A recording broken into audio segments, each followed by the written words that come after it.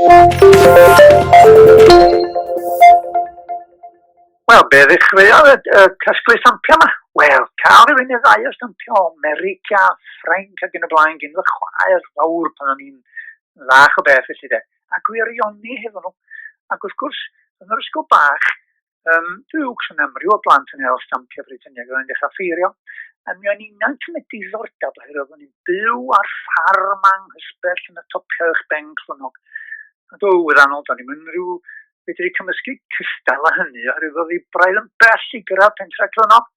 A felly o'n i'n hel pethau ac yn mynd i fewn i'r manylion ac yn y blaen de. A dyn oedd stampia yn bethau pwysig iawn ac o'n i wedi gwirioni o'n wedi gwir.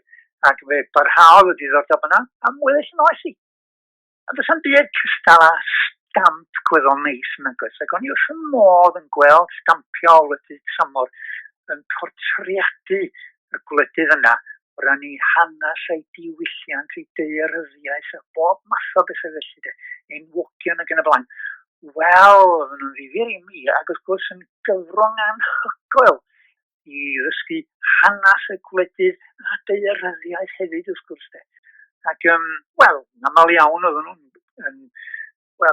ddelwedda o ddewladwriaeth arbennig oedden ni goedden nhw eisiau i ni gweld ar mwyn, wel, mae o twristiaeth yn un peth i wledydd tramor a hefyd wrth gwrs ar gyfer ei poblogaeth ei hunan i fawrygu y hyn oedden nhw'n ystyried oedd yn bwysig o ran y wlad ei hun ynde.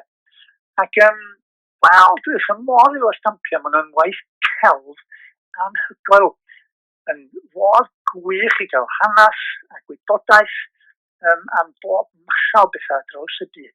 Mae'n rhaid ni mewn cyswllt drwy'r byd a phawb yn dydi. A maen nhw'n anhygoel ynddo.